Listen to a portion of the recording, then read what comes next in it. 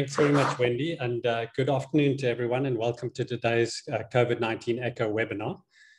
As you're aware, South Africa currently finds itself at an ebb after the third wave of COVID-19 infections that was particularly severe, driven by the Delta variant of SARS-CoV-2. And we now face the prospect of a fourth wave within the next few months. It's well established, both from clinical trials as well as from large observational real-world studies, that the vaccines that we have available are highly effective at reducing severe COVID, hospitalization and death due to COVID in relation to the currently circulating variants.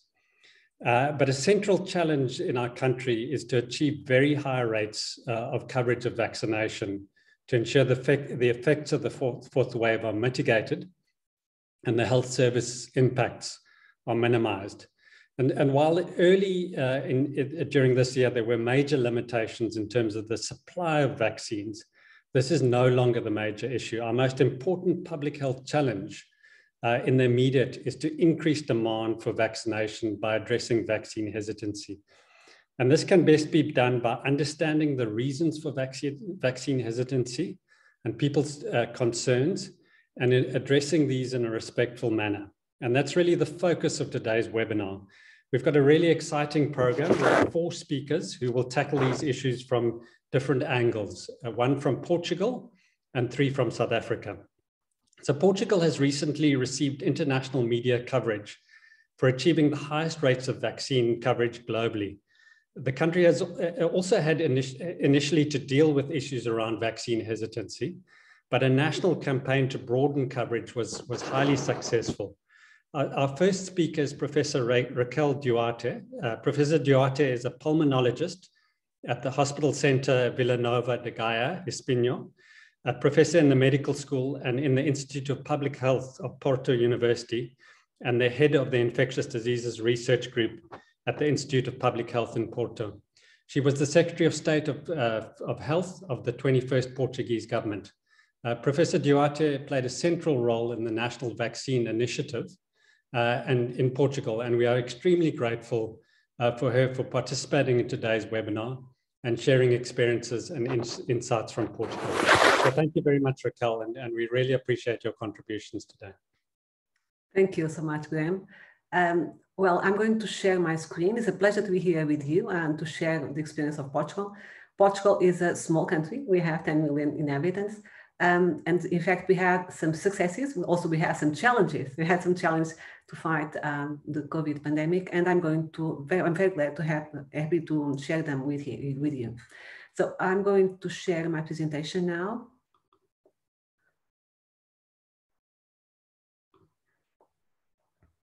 Okay. So we had 4 big waves of COVID. Our first case was confirmed in March 2020, and our worst wave occurred in January 2021. This is our epidemic curve. You can see that our worst wave occurred in January 2021. So the first wave was described as Portuguese Miracle. Portugal took a very early action to control COVID-19 epidemic. We had the first case in 2 of March of 2021, and the government implemented a nationwide lockdown on 16 of March. So there were only 62 cases of COVID-19 per million. We did not have yet any death. So it was a very early lockdown. But Portuguese public complied very quickly and reduced the overall mobility by 80%. So we had everyone complied with this indication.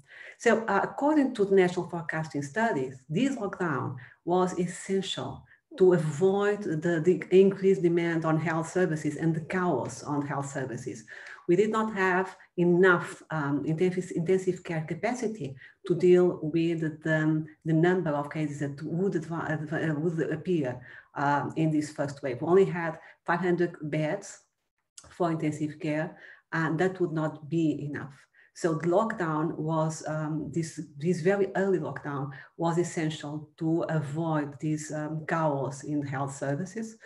And in fact, we had a peak but with only 152 cases per million inhabitants. So this was very good at the beginning, and it was really applauded internationally and was called the Portuguese Miracle. But few months after that, we had the second epidemic wave. And the second epidemic wave, we had more cases, a higher incidence and higher lethality. But the government, as other European governors, were very reluctant to shut down the country again, because the first lockdown had a huge socio-economic impact. But we were still deciding what to do, with incidence increasing, hospitalization increasing, deaths increasing, and then came Christmas. And Christmas came with a lot of mobility, a lot of gatherings among family, among friends, and you can imagine what was happening at that time. And by the time in December, we were starting the vaccination program. And the first person to be vaccinated in the country was a very well-known and respected infectiologist. So this was new. People were afraid of vaccine, and we started vaccination program with people that were well-known, respected, and this was a very good message for everyone, because everyone was a little bit afraid, but also were believing that vaccine would be the solution for the epidemic. But at the time, the vaccination rate was low, so the vaccination did not stop what became the worst epidemic wave so far in Portugal. The curve reached its peak on 28th January with more than 1,600 cases per million. And after the Portuguese Miracle, Portugal was, for some weeks, the country with the highest incidence and mortality in the world. So we came again in the news, but for the worst reason. So we came from the miracle to the worst case scenario for the COVID-19 pandemic in everywhere. So what did we do? Okay, lockdown again. It was inevitable. We closed everything, included schools and non-essential business. And we created a vaccination task force with the help of military. So the military, the army forces were the ones responsible for organizing all the vaccination process, and started to plan the reduction of restrictive measures for control of COVID-19. And that's where we were called, and this is my team. This is a multidisciplinary team because we wanted to analyze the effect, the socio-economic, psychological effect of pandemic, of lockdown, of the pandemic, besides the health effect. And we studied all the effect of lockdown, the epidemic, and proposed the steps forward, the normality in the country. So once again, we were a multidisciplinary team, and we approached the proposal in a multidisciplinary way. So we studied the literature, what was happening everywhere in the world. We defined indicators, the different levels of risk, and defined different levels of risk at a national level, but also a local level. So each local in the country could be responsible for the speed to normality.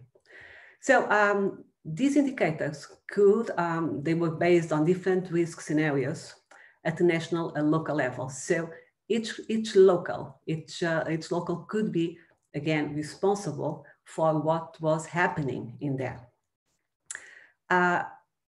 We consulted and included in the consultancy process experts from different areas of knowledge, but also community members. So we could see and could hear what was happening and could hear advices from everyone in the country, every people representing several areas of knowledge in the country. So this was our first plan, and you can see that were several levels, and these levels were based on indicators such as incidence, hospitalization, mortality, and also positivity rate, testing rate. So, and each local could step to normality according to the values of those indicators. And you can see that there were some pillars that were fundamental for this plan. And one of them was the vaccination strategy. So vaccination was always seen and pointed out, such as the fundamental pillar to go and to reach normality in the country. And at the time, and this in May 2021, we had 10% of our population vaccinated, and everyone could we implemented the self-scheduling, so which led to an increase in the pace of vaccination. In May 2021, we proposed another step to normality, once again based on everything that we pointed out before, but now again stepping forward normality in all areas of activities. At the time, several countries were opening up. We were talking about Freedom Days. We did not propose the Freedom Day. We had a very good vaccination rate, but we still had high instance. We had a high transmission index. So we proposed a more progressive, more slow confinement strategy. We prefer to be slow, but be safe. So there was masks, distances, the number of people in a closed space was predefined. So we decided to go slowly in order to go in a safer way to normality. And in July 2021, we proposed that the planned restrictive measures would be focused on the vaccination rate. So as long as you increase vaccination rate, you would go faster to normality. So this was in the hands of population. Population could see that we could go to normal life if we reached the higher level of vaccination in the country. So you can see this is the graph of the vaccination in Portugal. And you can see that we were not incredible until June. We were increasing April, March, June. We are increasing the rate of vaccination. And then you can see that in June, it starts to speed up. In July, we just go up and start to vaccinate. Everyone wanted to be vaccinated. People did not want to wait to be vaccinated. And this is our results nowadays. So vaccination in Portugal was universal. Anyone could be vaccinated, of course, free of charge. It was optional. Nobody was obliged to be vaccinated. Of course, there was a priority list. At first, older people were the highest. Older people and people with comorbidities were the ones that were the first to be vaccinated.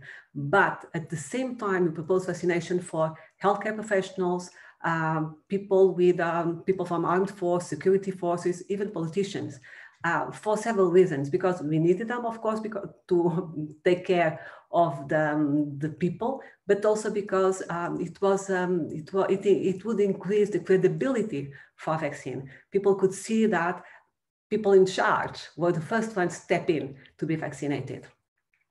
So in the community in general, so people with comorbidities, older people were the first to be vaccinated, and then we increased the vaccination to younger people. And now we are discussing, of course, people younger than 5 years old are not yet vaccinated in the country. So we had vaccination centers. So it was very easy to be vaccinated. We had vaccinated centers operated by professionals from the primary care centers, nurseries, long-term care units, and even occupational health services from critical points were offering vaccines. Everyone has 2 doses. And nowadays, the 3rd dose is already approved for immunocompromised patients and people aged 65 years old and older. And we are now discussing the 3rd dose for healthcare professionals. The vaccination scheduling was quite easy. People were sent text messages scheduling vaccination. After giving the vaccine, nurses registered in the National Electronic Platform. And there was even an open house vaccination format for people from each age group that were not vaccinated yet. So we tried to reach everyone, and we used several ways to reach people so they could, if they wanted, they could be vaccinated quite easily. Nowadays, we have 87% of our population is vaccinated. Of course, that hesitancy exists, the refusal, reluctancy in accepting the vaccination despite the availability of vaccination services. But although this is quite a threat in several countries, and of course we can understand that people have a fear of a vaccine that appeared very quickly to a disease that is quite new. They could not understand what was happening. But in fact, the fact that we relied on the vaccine rate to go to reach normality, the fact that it was like, they could see the effect. They could see that the elder people that were vaccinated were less, had a decrease on incidence, had a decrease of hospitalization, had a decrease of death in these groups that were already vaccinated. So it increased the trust in vaccine. But Portugal is also traditionally a country with a good compliance to vaccination. We have the higher vaccine coverage than the EU for several vaccines. It is the country of the Western Europe with the highest vaccination coverage against measles and rubella. So there is already trust, the people trust in vaccines in our country. Of course, that there was also a very important coverage from the media. Media gave and provided good information about vaccination and did not gave much floor to the anti-vax movement. And that was very, very important. They were very careful to avoid misinformation and to avoid giving the floor to people that would provide information that would be bad for the political strategy, for the vaccine political strategy. So we have challenges, of course, and we are trying to understand the benefit of the third booster, but we understand the need to vaccinate everyone in the world. So it's very important to assure that there is equity to access the vaccine. And of course, there is the need to find a universal variant proof vaccine able to fend off different varieties of the same virus family. And we need to still fight the infodemic, the misinformation that may increase both anti-vax movements or even vaccine hesitancy. That's a permanent challenge we have to fight. So this is our experience. I will be very glad to discuss it with you. This is Serra da Estrela, from Serra da Estrela in Portugal. So thank you. Thanks so much, Raquel. It was really fascinating to hear a very positive story from Portugal about the success of the country's vaccination campaign. And there's some important lessons for South Africa in there, about eliciting feedback from communities and the important messages to put out. We're going to take all of the talks and then we will come back and have time for questions and panel discussion at the end. So we're next going to move on to hear from Marianne Davies. Marianne is the Director of the Center for Infectious Diseases Epidemiology and Research at UCT, and is a public health medicine specialist responsible for epidemiology and surveillance in the Western Cape. And Marianne's going to give us a brief update on the vaccine program in the Western Cape. So over to you, Marianne. Graham, I wonder if we can just jump onto Charles's talk next. We seem to have temporarily lost Marianne, so I'm going to find her and bring her back. But we can maybe move on to Charles's talk. Okay. Thank you, Graham. Sure, thanks, Mark. So I'll introduce Charles Wysonge. Charles is the director of the Cochrane South African Centre at the South African Medical Research Council. He's also an extraordinary professor of global health at Stellenbosch University and an honorary professor of epidemiology at UCT. And one of Charles's main research focuses is on vaccine uptake and hesitancy. And he's going to be discussing the reasons for vaccine hesitancy in South Africa and some of the research that informs this issue. Thanks very much, Charles, for participating, and really looking forward to hearing what you have to share. Thank you so much, Graham, for inviting me to share our work with you. So, talking about vaccine hesitancy, WHO defined vaccine hesitancy as the delay in acceptance of or the refusal of vaccines despite the availability of vaccination services. And these are people with varying degrees of indecision about vaccination. And this is not new. Beginning in the 18th century, when smallpox vaccination started, there were already people who were against vaccination or had varying doubts. About 12 years ago, we asked immunization managers in South Africa what they thought were the reasons why we didn't have a very high childhood vaccination coverage in the country. And vaccination hesitancy at the time already came up as one of the issues. And this is not only about childhood vaccination.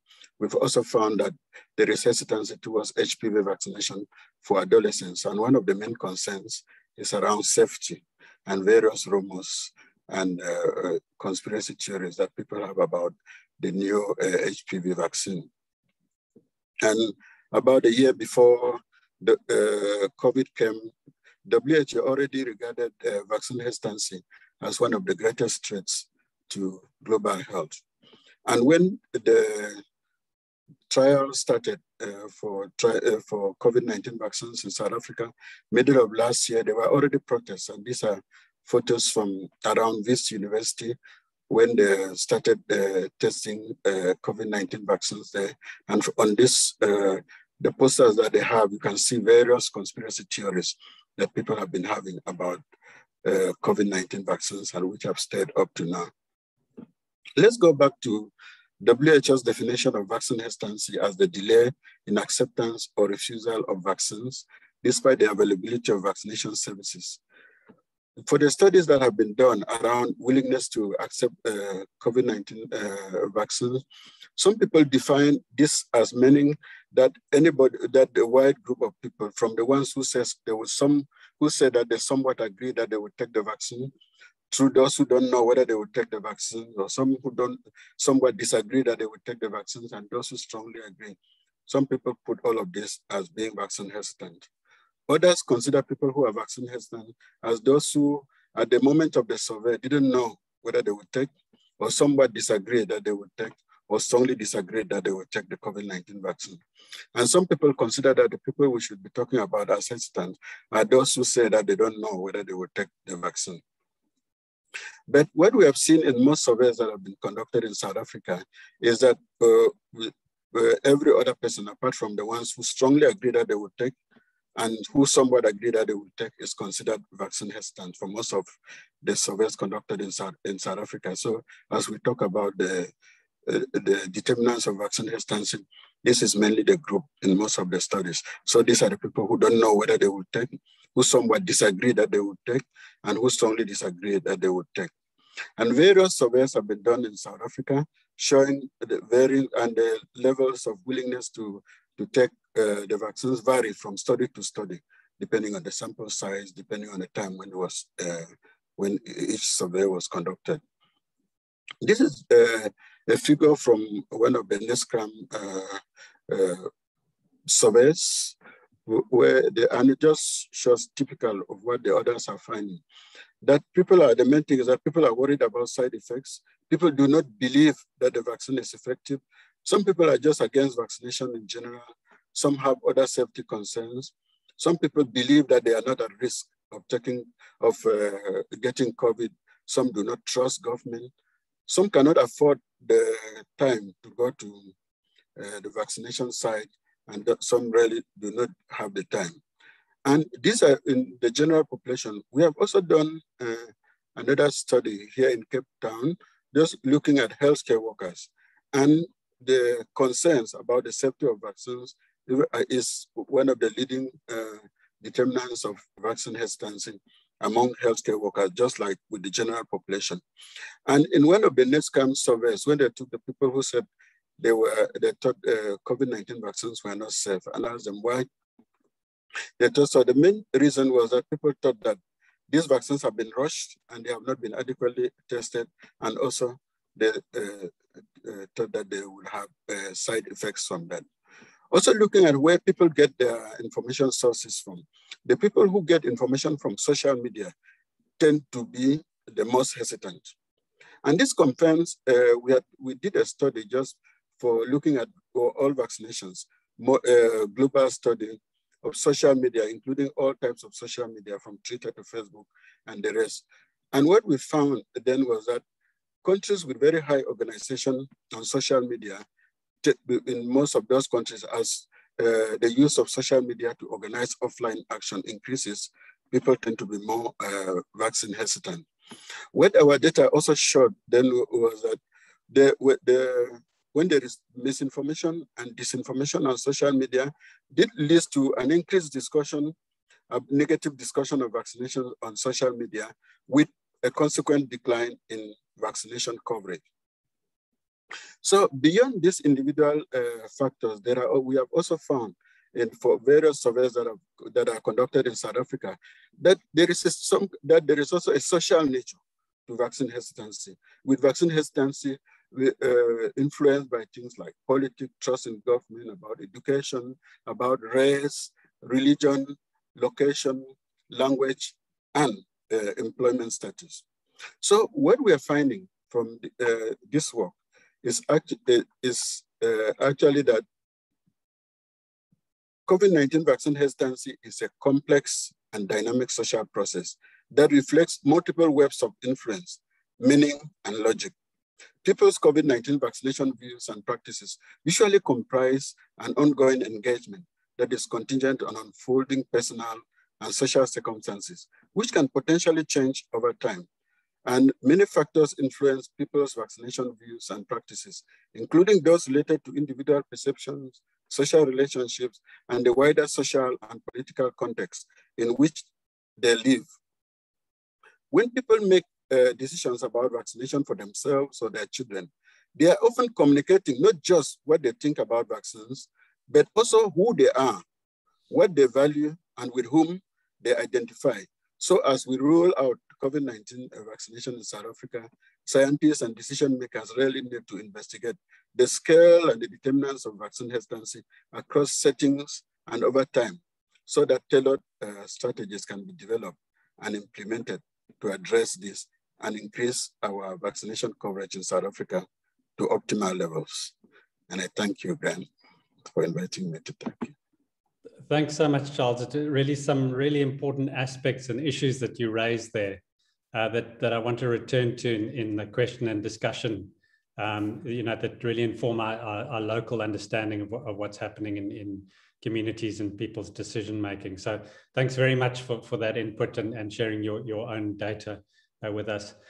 So we're going to move back to Marianne. Marianne is back on the webinar.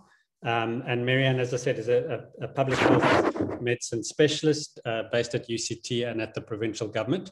She's going to share an update on the provincial COVID-19 vaccination campaign. Thanks, Graham. And just to start off with, to say that pretty much everything I'm going to share is on the National Vaccine Statistics Dashboard. The website is there, and there is the opportunity on that dashboard to filter down by province and by age group quite extensively. So if you want up-to-the-minute data on vaccine coverage, that's the place to go. What we're looking at here is the number of vaccines delivered. I think a couple of weeks ago, there was a grand announcement that we'd reached 20 million vaccines delivered. 16% of those have been given in the Western Cape, which is shown on the graph in purple. And this is the number delivered per week. And what you can see is the same pattern across all provinces, which is that as each age group has opened up, we've seen a big spike in the number of vaccines delivered, and then unfortunately quite a rapid decline. And you can see that actually our last 12 to 17-year-olds opening up, all it did was really slow down the decline that was happening anyway. We can go to the next slide where we're going to focus in on the Western Cape. And here what we're doing is showing exactly the same thing, but broken down into 3 age groups, the 60-year-olds in gray, 50 to 59 in orange, and 12 to 49 in blue. And you can see exactly the same pattern. And just to highlight that our peak vaccination was at the time when our first groups were coming back for their second vaccine, and we opened up to the 18 to 34-year-olds, and we were reaching about 40,000 vaccines a day. Currently, we're delivering about 25,000 vaccines a day. We can go to the next slide. We're now going to shift to looking at coverage and fully vaccinated. And for the rest of these slides, we're going to ignore the 12 to 17-year-olds. So we're looking just as a percentage of the adult population. And you can see that the coverage in all across all adults, which is national at the top, is about 30%. Fully vaccinated in the Western Cape a little higher at 38%. And you can see the different age groups ranging from 63% in the Western Cape for those over 60 down to 23% in the 18 to 34-year-olds, and generally a little bit about 5% higher in the Western Cape compared to the national average, but we're pretty much on a par with Limpopo, Free State, and the Eastern Cape as higher coverage provinces. Just to go quickly to the next slide, which is coverage with at least 1 dose. It's generally about 10% higher than coverage than fully vaccinated. So we're sitting at 47% in the Western Cape and 38% nationally. But obviously the discrepancy is biggest in the youngest age groups who've only been able to access more recently, and some of them would not yet be eligible for their second dose. Can go to the next slide. This is looking by district, and you can see that there are quite substantial differences. I think one of the challenges here is once we go down to district, it's been a long time since we've had a census. And so knowing that the denominator population is accurate once we get down to district level is difficult, but they're probably not too far off these estimates. And what we have seen is particularly Central Peru and West Coast, and that's where we think about these complex interactions that lead to vaccine hesitancy. It's been much more difficult to encourage people to be vaccinated. And then I think the next slide is the most striking.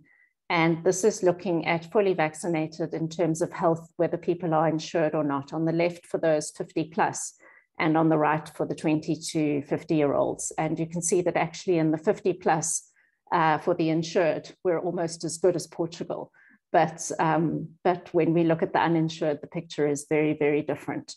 And so that's something we're certainly trying to address. And if you go to the next slide, you can see a bit of a deeper dive into the equity. So what we're looking at here is the percent of vaccinations on any given day that are going to the uninsured in blue and the insured in gray. And you can see that back at the end of July, it was about equal. And in fact, those lines probably crossed over even earlier than that. And considering the fact that about 70 to 80% of our population is uninsured, that indicates quite striking inequity. But what is reassuring is that it is moving in the right direction. And currently, about 2/3 of our vaccines are going to the uninsured. And then I think the last slide is just looking at our targets for achieving 85% fully vaccinated in those 50 plus, which is what we're hoping to achieve. And you can see that we would need to be vaccinating about 17,000 people over 50 per day to reach that target before Christmas. And at the moment, we're only delivering about 4,000 vaccines per day in that age group. So we'd need to be delivering about 4 times as many. And just to end by thanking the sources of the data, in particular EVDS, Dr. Moodley and Leslie Shadd. Thanks very much, Marianne. Once again, a really up to date update from your team, and really appreciate that. There's several issues there that we can pick up on the discussion, and particularly that wide gap between the insured and uninsured population that we can discuss. We're going to move on to our last presentation, and that will be given by Professor Jackie Hoare. Jackie is the head of the Division of Consultation Liaison Psychiatry at Groote and UCT. And Jackie's been working in the COVID wards, providing mental health care for the last 18 months to both patients in the COVID wards and staff, and will provide some of her insights and experiences from addressing the issue of vaccine hesitancy with patients in our wards at Groote. So, thanks very much, Jackie. Really looking forward to your insights from working on the front line and addressing this with individual patients and some of the learnings that you've had in that context. Yeah, thank you to the organisers for providing this space for me to share my experiences of working with patients in our high flow nasal oxygen units or high care units who have as yet chosen not to be vaccinated. I think that environment, that high flow environment, provided a really unique opportunity for me to have a sort of window into their lives. I mean, it's quite a threatening space for patients to be in, given the severity of their own condition and observing others around them who are also critically ill. So patients were very open, sharing their fears with me. And what was also really interesting was encountering people who had a tendency towards conspiracy beliefs or theories, and experiencing their kind of cognitive dissonance, where on one hand, they were telling me how I was not to be trusted as I was a healthcare worker, but on the other hand, kind of really sharing their experiences and their beliefs and their fears with me.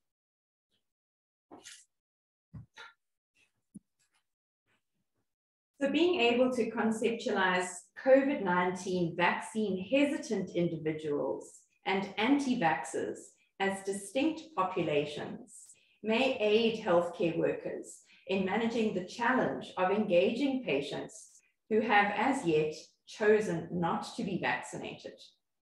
Understanding the reasons individuals provide for their reluctance to be vaccinated against COVID-19 is useful. However, a more helpful approach may be to identify the psychological processes that characterize and distinguish vaccine hesitant individuals from anti-vaxxers. Developing a conceptual framework and skills for healthcare workers during encounters with unvaccinated individuals will not only be important for shifting some to get vaccinated, but also to manage the complex emotions that healthcare workers will undoubtedly be forced to confront during the fourth wave. We are concerned about the mental health implications for our already exhausted and overstretched healthcare workers when the burden of the pandemic will rest largely on the shoulders of the unvaccinated in a context of widely available vaccine. Our experience is that vaccine hesitant individuals and anti-vaxxers are generally distinct cohorts with differing reasons for their vaccine reluctance. And our approach to managing these two sets of people should reflect these differences. Our experience of anti-vaxxers admitted to the COVID-19 wards at Groote Hospital, as well as the anti-vaccine protests staged outside of the hospital on the 21st of August 2021, is that anti-vaxxers have a tendency towards conspiratorial beliefs linked to their negative attitudes towards vaccination. They were also more likely to believe that their way of life is a threat by hierarchical structures and authoritarianism. They displayed a mistrust of authoritative figures, including scientists and the healthcare workers delivering care to them in the hospital. We experienced COVID-19 anti-vaxxers as being more resistant to evidence-based medical management offered by our team, would frequently bargain for access to alternative therapies, and being more likely to refuse intubation and ICU admission if indicated. The distrust that anti-vaxxers have for those that represent authority and science provokes resistance to messaging from these sources and to an entrenchment of their existing anti-establishment or anti-authority beliefs. As a result, they are less likely to consume and trust information from traditional sources and more likely to obtain information from social media channels that have been notorious for promoting misinformation about COVID-19. Some anti-vaxxers openly deny the improvements that vaccination programs have made to public health over centuries and commonly cite concerns about safety.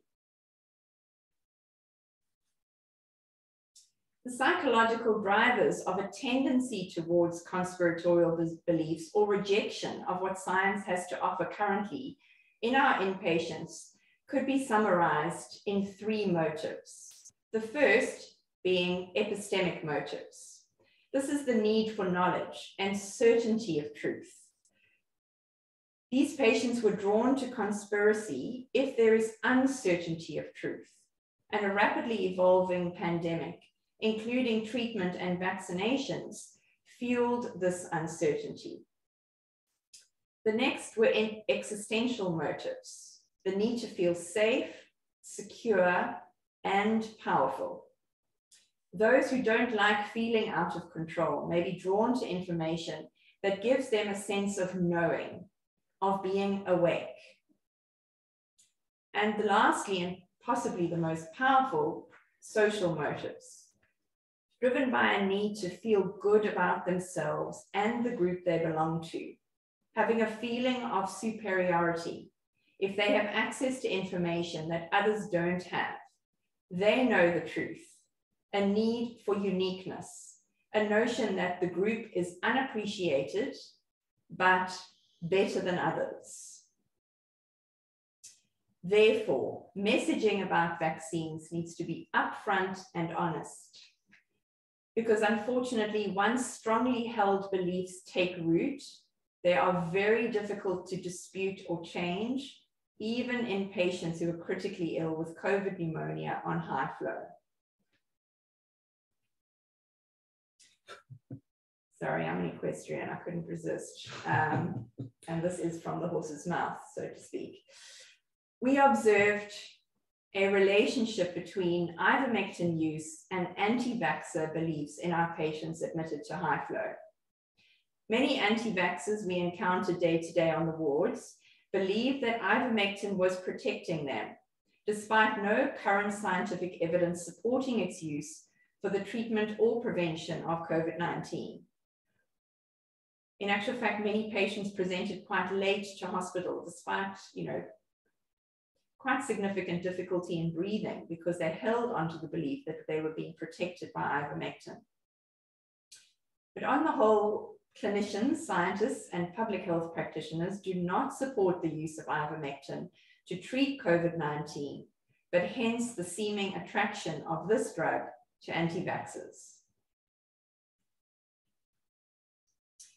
Anti-vaxxers shared a strong belief that they are awake, that there is a big shift happening in the world.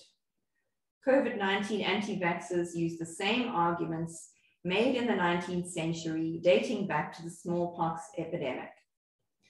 The approach has been to downplay the threat of the disease, claim the vaccine causes illness, is ineffective or both, declare vaccination as part of a larger conspiracy, and finally, to use alternative authorities that legitimize their arguments.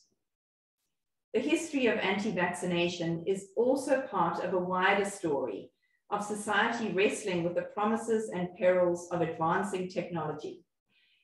But it is also a story of activist groups that don't so much deny science as cherry-pick information and misinformation to build their nests of beliefs. But fortunately, anti-vaxxers represented a small proportion of the individuals we encountered in our wards who have yet chosen not to be vaccinated. In contrast, many of our patients are simply hesitant, often due to fear of side effects, are interested in being vaccinated, but have experienced barriers. Some vaccine hesitant individuals believed in their ability to resist infection with a healthy diet and a positive attitude. Others expressed the desire to wait until enough of their friends and family are vaccinated. Some were merely complacent or simply didn't see the need for the vaccine. As with any medical intervention, there is the potential for complications. But the difference is that vaccines are given to healthy people, compounding the concern over risk-benefit ratio for the individual. Fears around public safety, misinformation, perceived difficulty registering online, and far-removed vaccine sites are factors contributing to vaccine hesitancy. Stories of infertility or dying after vaccination were being spread in the community and shared with us on the wards. Many individuals who have comorbidities were particularly concerned that their safety may be at increased risk from the vaccine. But these reasons are distinct from anti-vaxxers' beliefs in conspiracy theories and myths, such as mRNA vaccines being inserted into their DNA or microchips to track and control them. Many people are anxious about introducing a vaccine into their body because of the rapidly evolving and unprecedented nature of COVID-19. To counter vaccine hesitancy, we need correct, easily digestible information based on the latest research, easy access to vaccine sites, social marketing campaigns, and community champions to encourage vaccine acceptance. Our role as healthcare workers is that of advocates, to support a sufficient proportion of vaccine hesitant people to accept the benefits of the vaccine so as to effectively mitigate the epidemic. Convincing members of the public who are vaccine hesitant rather than anti-vaxxers should be the focus of our efforts. A study on COVID-19 vaccine acceptance and hesitancy in low middle income countries supports our experience of vaccine hesitant individuals at Portuguese. The study showed that the majority of participants would trust healthcare workers to help them to decide to take the vaccine. Although vaccine hesitancy is concerning, we found that we were able to work with vaccine hesitant patients while admitted to our COVID wards. Concerns about vaccine efficacy often seem to reflect a lack of information about the vaccine. However, vaccine hesitant individuals rarely cited conspiracy theories about alternative motives on the part of us, the healthcare workers. Many vaccine hesitant patients admitted to our wards expressed the wish to wait and see before getting vaccinated. At Portuguese, as in elsewhere in the world, many of the COVID-19 hospitalizations and deaths involve the unvaccinated, those who have feared and chosen to postpone vaccination.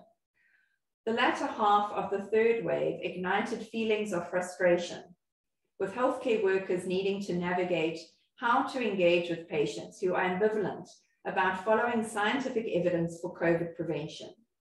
The daily educational encounters with patients and family members created a challenging environment that unfortunately cultivated hopelessness in healthcare workers who were already exhausted and from treating numerous COVID patients and coping with the daily risk to their mental well-being. Some who have tried to advocate for vaccination on social media platforms have been exposed to abusive, damaging rhetoric, which erodes empathy.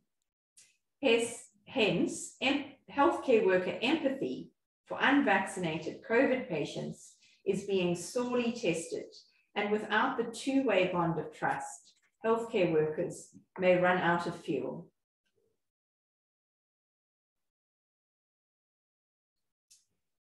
Managing healthcare worker feelings of frustration and exhaustion is key to enabling them to initiate helpful conversations with their vaccine hesitant patients. Anger is a very understandable initial response given the context of ongoing COVID service demands. And we should not feel ashamed of experiencing this. The issue is not to deny the feeling, but to recognize it, and then to find constructive ways of managing it. It is essential to create a gap between the feeling and what you do next. For example, walk away and discuss with a colleague before going back to talk to the patient. Alternatively, one could use skills of engagement such as motivational interviewing, which would assist in dealing with an angry, frustrated initial response. MI is an evidence-based approach based on a collaborative conversational style for strengthening patients' motivation and resolving ambivalence. The wonderful thing about motivational interviewing is it can really only take 2 to 5 minutes. And they really are easy to learn skills that can be used in a wide variety of contexts, not only in terms of vaccine hesitancy, but also the other behavioral change that is often required in patients living with chronic illness. We could also conceptualize vaccine hesitancy in this theoretical model of behavioral change. We've put anti-vaxxers in the pre-contemplative space with people who are vaccine hesitant in the contemplative space. And really that's where we need to sort of enter the equation, is to help resolve the ambivalence in the sort of contemplative phase to assist patients in moving towards action. In other words, getting vaccinated. The 4 principles of motivational interviewing are expressing empathy, help and assist your patients to develop discrepancy, roll with any resistance, try and avoid arguing for change, and new perspectives are invited but not imposed, and resistance is not directly opposed either. And then support self-efficacy, in other words, guiding patients to come up with solutions for addressing their difficulties and taking the next step to be vaccinated. This is a particularly helpful 2-hour short course, which is now available free on sitewire.com, using motivational interviewing principles to address vaccine hesitancy. Our experience was that supportive listening and allowing vaccine hesitant patients to express their fears and concerns, being respectful and patient, provided them with the space to reflect and think about their decisions. Many were able to shift after a single conversation. Our role is to alleviate their fears, reassure and explain to them the benefits vaccine will bring them as individuals and as a community. An important tool is empathy, rather than being dismissive of their fears. We should begin with empathy, not evidence. Evidence is not enough to reduce vaccine hesitancy. It is also important not to dismiss people's realities, as vaccine hesitancy in some communities is rooted in a long history of social exclusion and negative healthcare experiences. If we are to truly address hesitancy, we must take time to understand the reasons for an individual's hesitancy. Patients discharged from Portuguese who have survived admission to our high-flow wards and ICUs, and particularly those who have lost someone they love due to COVID-19, can become important advocates or change makers for others in the community who are vaccine hesitant. We believe that an important step in preparation for the 4th wave is to provide healthcare workers with skills to facilitate behavior change in vaccine hesitant patients. There are many people I would like to thank. Firstly, Louise Frankel and Mark Mendelsohn for helping me, assisting me to put my thoughts into words and my words onto paper. To Catherine and Claire for their input on motivational interviewing. Bernadette Ike and the rest of the COVID management team for providing me with a soundboard to share these ideas. And last but not least, the COVID-19 team at Portuguese for their incredible service. Thank you. Jackie, that was excellent. Thank you very much. And, you know, both the deep reflections, but also the practical points about how to address and engage with people on a one-on-one level to address their hesitancy and concerns. So we've got about 20 minutes left for discussion and questions.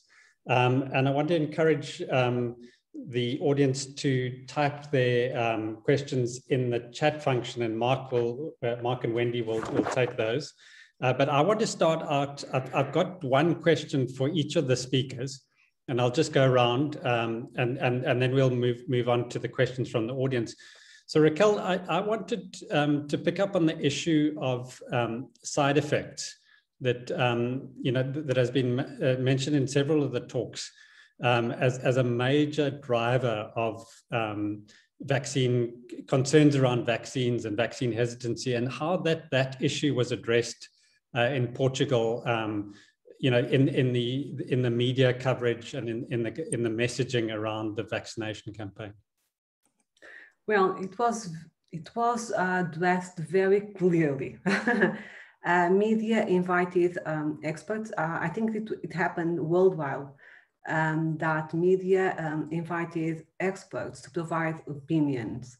So here in Portugal, once again, experts, medical doctors were invited by the media to provide their experience and provide advice to related to the vaccination strategy. And we discussed very broadly, very clearly about the efficacy of vaccines, about the adverse events, the rate of adverse events, what was the risk, what was not the risk. So it was very well discussed in the media. People who wanted to ask questions, they were able to ask questions openly. I think it was very, people could clarify their questions, could clarify their doubts. And it was the media relied on the experts for that. Mm-hmm. And you know, when side effects did occur, how were those kind of managed? You know, because one of the issues in South Africa is that one of the responses that you hear is that the medical profession isn't being honest about the side effects that are occurring, and that side effects are not being reported. That's one of the refrains. And I'm just wondering what the process about being open and transparent in Portugal was. Okay, the process is quite transparent. So whenever there are adverse events, they are really reported. And there was, I remember the first adverse events that started to occur, those with thrombotic events, there was a doubt, there was a minute of doubt, and the government decided to stop vaccination for some days to clarify and to be sure that if the risk was real or not, and to receive advice from experts. So the community at the time did not understand why government stopped the vaccination campaign, because they were making the count. So you had this much adverse events and this much people that were vaccinated without any adverse event, and you have this much complications of the COVID-19 infection. So we cannot understand why government stopped the vaccination process. So and 1 week, it was not 1 week, several days after that, government restarted the campaign process again. And everyone were very complied with that and couldn't understand what was happening. So I think it's very important to be transparent and to be able to discuss this very clearly with the population. And I think that thing we did, and we did it putting the experts, the medical doctors in the media to talk about this. So we did not have politics, we did not have people away from the field talking about vaccines, talking about adverse events. So, and that was very important for the population. So they could see the people that usually are in the media talking about the diseases, about treatment, about vaccines. They were the ones that were giving advice there. So nothing related, not related with politics or whatsoever. And that was very important for the communication with the population. And there wasn't one other thing that was important, because we had, of course, that there were some medical doctors that were part of the anti-vax movement. And those medical doctors, for instance, they were processed by the medical order. So they were called by medical doctor, and they were not put on trial. I don't know how to say that. So they were called to say that, okay, and they were punished because they were providing misinformation to the population, and that was defined as a crime. And that was very important. Yeah. No. I'm sure, and that is something that hasn't happened in South Africa. There's been no repercussions for people that have spread misinformation. So thanks. I'm going to move on to Charles and just ask Charles, from the research that, maybe not your own research, but you've got a global sense of the research about vaccine hesitancy. Do you think there's a kind of tipping point at which a certain proportion of people in a community or in a country who are accepting the vaccine, and then once you've reached that tipping point, then many other people will come forward and accept, because really the overwhelming number of people is accepting vaccines. Could we expect something like that in South Africa? Maybe yes and no, because what happens with the information that people get, the misinformation that makes some people undecided, is they keep changing the goalposts. When you clarify one thing, then they say another one. Like they would tell you that, okay, if people are going to get vaccinated, they would die immediately. Now, as more people are getting vaccinated and that is not happening, they will bring up something. Like they will say they will die in 1 year. And since you have not had somebody who had been vaccinated for 1 year, it creates some level of fear. But I think that, like all the presentations have indicated, we just need to have and continue with the effort, try to listen proactively to what the issues are that are coming up, and then responding with tailored messages, other tailored interventions. And it could also be some people, they might be mildly hesitant, and when there is some level of inconvenience, like they don't have the time the vaccination times are not convenient for them, or it is not easily accessible to them, then they can easily just drop out of that. If we are studying all this, understanding what these issues are and responding to them appropriately, I'm very confident that the vaccination coverage will keep going up in South Africa. Yeah, thanks, Charles. So I'm going to move on to Marianne, and Marianne, the most striking slide of your presentation was obviously that discrepancy in the people over the age of 50 and the discrepancy in vaccine coverage between those with health insurance and those without. And I'm just interested in the Western Cape, what initiatives have been taken and are being taken by the Western Cape government to increase access in the poorer communities, particularly for that age group of people? Thanks, Graham. So I think one of the things that is happening at the moment is a shift from expecting people to come to the vaccine to taking the vaccine to people.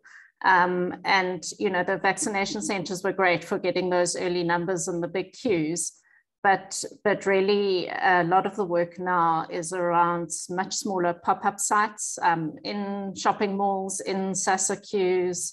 On election day, we had a number of vaccination stands in election centers, going to workplaces, and we also have a vaccine taxi that goes around and delivers vaccines, and then actually in communities with low uptake, literally going street by street with pop-ups. But obviously that's considerably more work than having just setting up a mass vaccination center and hoping everyone will come. And then I think the other thing is really to move towards normalizing vaccination. So having it offered as part of routine services in the same way as we have normalized HIV testing, for example, to have people coming in and to make use of those opportunities for the motivational interviewing that that Jackie has talked about. And, you know, when someone is coming to access their chronic medication or their routine services, to use that as a vaccination opportunity. But that does rely on access to individuated data on which patients in the public sector have received the vaccine. And certainly with linking that to the PHDC, there would be immense opportunity both for tracking patients who haven't come for a second dose and for finding people most at risk who, for whatever reason, have not accessed vaccination. Yeah, I mean, I think that, you know, many people, as Charles was saying, are getting their information from social media, and if they just had the opportunity for 5 or 10 minutes to be able to talk to a medical professional and be able to share their concerns and get you know, reliable information, you know, that might help them in changing their minds. And just wondered whether there's any initiatives within the primary healthcare services to provide that opportunity for just that brief interaction with medical professionals. Graham, I think Raquel had a comment. Yeah.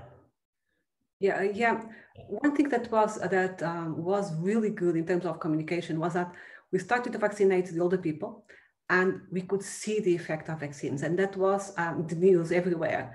While incidence kept increasing in younger groups, and instead of decreased in those vaccinated groups, and people could see that this happening again and again, as long as groups were getting the vaccine. And this was great in terms of communication. People could actually see the efficacy of vaccines. And I think it was really good in terms of communication. They could see that, okay, those groups, this group is already vaccinated. And then this intensity is decreasing. It's fantastic. And this one is not yet vaccinated, so it's still increasing. And this one is getting vaccines, and then it's decreased. It was really, really good in terms of communication. People could see. And the adverse events, as the adverse events were also communicated, they could see that, okay, they were not many. So, and they were not very serious. Yeah. Okay.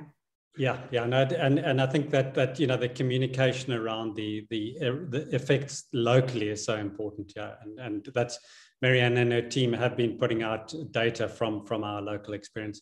I mean, Marianne, just any further comments on that? Yeah, so I think we're starting to move in that direction. There was a very big Ask a Doctor campaign over this weekend where a number of healthcare practitioners gave up their time and were stationed around shopping malls, and there was an opportunity for those who wanted to go and chat to a healthcare professional. But I think, you know, bringing that in as a routine into an interview with a patient is, you know, every consultation. I mean, one of the things that I've been sort of talking about, although they're not the highest risk group, but we have pregnant women coming for antenatal care on a regular basis. And instead of expecting them to go to a different place, you know, that there's an opportunity during that episode. And certainly every patient who's coming to collect chronic medication, there's an opportunity to engage. Mm-hmm. So I want to move on to Jackie, and you know, Jackie, just one issue that I wanted to pick up on was your experience and your view on what moves people's attitudes towards vaccination in the community away from a hesitancy to an acceptance. You know, who are the people that they listen to? What are the messages that they listen to? What do you think is changing people's behavior to have a more positive attitude and acceptance towards the vaccines? Well, yeah, again, I think importantly, we're talking about vaccine hesitant patients here, and not particularly those who believe in conspiracy theories, where I think with them, it's still important to give them the opportunity to sort of talk about, you know, what their barriers are, but they are quite entrenched in their beliefs and do kind of suck the time out of healthcare professionals on the ward. So, I mean, our focus, although the anti-vaxxers take up most of the bandwidth, should be with the patients who are vaccine hesitant, and it really wasn't hard working with them at all. I mean, I agree with all the other presenters that, you know, an opportunity to engage with a healthcare worker is incredibly powerful. And in actual fact, I don't think that there was, you know, we had great difficulty at all with a vaccine hesitant population. But I do think a very good idea would be to give some bandwidth to people who have had COVID pneumonia, who were previously vaccine hesitant, and who are now feeling very motivated to get vaccinated based on their experience, and give them some bandwidth, particularly trusted people in the community. I mean, we encountered, you know, community leaders in our high flow wards, people from religious institutions who were sort of promising us as healthcare workers that they would use whatever power they had to spread the word. So I do think that people are, there are people out there that are afraid, you know, and we have to conceptualize their fears as genuine if we are to be able to work with them and transition them from a sort of pre-contemplative phase about being vaccinated to actually going and getting vaccinated. But I really think that if there are enough voices out there of people that are respected and valued, and that includes us healthcare workers, that would be incredibly useful. Thanks. So, Mark, any questions from the audience? Yeah, Graham, it's been extraordinarily active here. I'm going to try and lump things into a couple of thematic issues so that we can try and get through it efficiently. Maybe starting with Marianne, just try and lump a few questions. Marianne, one of the questions from Johnny Peter was our issues in South Africa with respect to our current relatively low vaccine rates. Is it really all vaccine hesitancy, anti-vax? Or do you think there's logistical problems as another potential factor? Marianne, I'm not sure if you can answer this one. There's an issue that, for example, in the UK, the NHS had to deal with issues around needle phobia. Maybe throw that open to others as well. Has that been seen and flagged as a potential issue? And then really picking up on that logistical question, you know, what are the main drivers of our inability to reach daily targets? Is it really all logistical? And then lastly, a couple of people have raised issues that I think a number of the presenters have said, but you particularly pointed out these lost opportunities. Michelle D'Souza talks about the opportunity to interact with patients coming for colposcopy, for example, and chatting to patients. So there's many lost contact opportunities in this particular dynamic. Marianne? Yeah, so I certainly would emphasize the issue of lost opportunities and the ability to really try to make the most of those. That you know, we do have several people who use our health services. We have 3.5 million adults who access the public sector for a health service in the last 3 years. So you know, we've got a massive opportunity. We are their providers. I think the group, I think anti-vaxxers is probably the minority of that group, as Jackie has said. I'm not as much on the ground as I should be, perhaps, to answer the questions, but I think there certainly is hesitancy and the unsureness, and I think there are logistical issues. I think you know, if your life is busy and you've got other priorities, getting a COVID vaccine might not be right up there. And so making it really, really easy and making it almost difficult to avoid and really normalizing is important. But there are probably other people who are listening who spend a lot more time actually putting jabs into arms, who might have better answers than I do. And then I do think needle phobia is real. There are people, you know, I think as healthcare professionals, we're very numb to it, but there are people who the concept of having a needle put into their arm is genuinely terrifying. And I think that, you know, that's inconvenient and unpleasant for you, then that is something to address. Thanks very much. Graham, another thematic issue, and it'd be nice to hear from Rachel and maybe Jackie as well, something that's come up in quite a few comments is perhaps the elephant in the room here is that we are a country that the majority of the country would identify as belonging to a religion or a faith. And that's been used as sometimes a reason not to vaccinate. You know, are there ways of trying to get around this? I see recently in Cape Town, one of the denominational churches, the Methodist Church, had a big issue around saying, you know, needs to vaccinate and that religion wasn't going to save you from COVID. I wonder, Rachel, did you have any issues in Portugal with this respect, and did you engage the churches? Yes, from the beginning of the pandemic, we identified and engaged and worked with the different stakeholders, the church included. Portugal is a very religious country, so the church has a very important role in how the people behave. So they were engaged from the beginning. So even before the vaccine, they were very important to engage people and to increase compliance to prevent other preventive therapies, non-pharmacologic preventive measures. So yes, it is very important to engage all stakeholders, and they were involved, and it was very important to have them on board. Thank you. Jackie, just your comments on that, and maybe just pick up on the issues. Can we take motivational interviewing to the community? I see one specific question to you that you read already. Yes.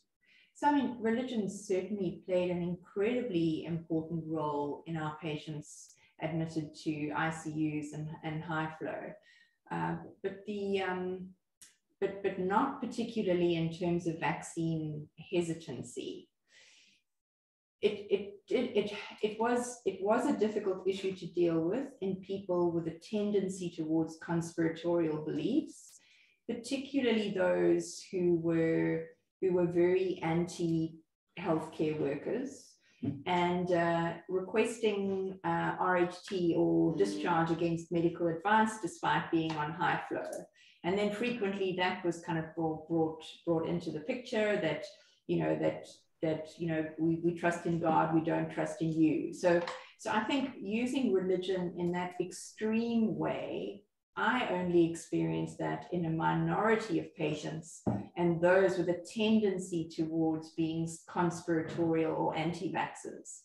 The vast majority of patients who hadn't been vaccinated, who are vaccine hesitant, didn't raise religion as the reason for them not being vaccinated. There were all the other logistical issues and fears around safety, etc. But religion does still have a very important role to play here, even though it may not be the reason for vaccine hesitant patients rejecting the vaccine or being ambivalent about the vaccine. What we need is for vaccine hesitant patients to engage with people they trust in the community to help them resolve that ambivalence. So the next question was, how do we involve kind of community leaders or perhaps patients discharged from critical care to also use motivational interviewing techniques in terms of helping as many people as they encounter as possible to resolve this ambivalence and go from being hesitant to actually being vaccinated. I mean, the wonderful thing about motivational interviewing is that it has been used in a variety of different contexts, covering a variety of different health behaviors by lay counselors, etc., by all walks of life in terms of those engaging with patients in the healthcare space. So yes, there absolutely is a role for providing skills to community leaders to help increase vaccine uptake in South Africa. Thanks, Jackie. Charles, maybe your comments on those particular views, the issues around religion within the confines of South Africa and maybe beyond the borders into Africa as a whole? I think I agree with what Jackie just said. In one study that we just did in 4 wards in South Africa, it was here in the Western Cape, in Rylands, in Alex, and then 2 wards in KZN, Wentworth and Sweetwaters. And one of the things that people said was they lack avenues where they could engage with people, trusted people around COVID response in general and COVID-19 vaccination. So using all stakeholders, opinion leaders, there could be community leaders of various sorts or religious leaders to talk to people and convince them to be vaccinated would be very useful. Thank you. Graham, I'm going to leave it there. Maybe just one quick interesting question, and you can finish off with it, is just one of the issues raised are people saying that it causes infertility. Is there any preliminary data to the contrary? I mean, you know, we're saying no, but do we have any firm data at the moment to that effect? No, you know, I don't think there's any evidence that suggests it does. I think you would need, you know, to confirm that there's no effect on fertility. You would need, you know, several years of follow-up data. But there's no data from any animal studies and from any of the human data to suggest. And it really is you know, something that has been developed as a conspiracy theory without any root in any evidence to support it. I don't know, Raquel, was that an issue in Portugal? No, it's not. Yeah. No, of course that we have, as I said, the occurrence of adverse events are public, are quite transparent, and so people see what's happening in the country and worldwide. So there is no proof and no indication that there is any relation of the vaccine with the fertility. So yeah, so no evidence at all. So it's there is no scientific base for that. Yeah. Thank you, Graham. Okay, so I just to end off, to really say a very big thank you to Raquel, Marianne, Charles, and Jackie. I think it's really been an excellent webinar. Tackling what is arguably the most important public health issue facing our country at the moment is vaccine hesitancy. To really engage with it and tackle it and address it, and to move people on towards vaccine acceptance is really going to have an effect of potentially saving lives and protecting our healthcare services in the fourth wave. So we've tackled this issue from you know, this issue has been tackled from many angles, and I think this webinar has provided some very important insights into what underlies the issues, but also ways in which we can address it going forward. So thanks very much to everyone who's attended, and we'll be having one more webinar this year in December, and that will be advertised in the next few weeks. Thank you very much to everyone again. Bye. Thank you very much. Thank you. Thank you. Bye-bye.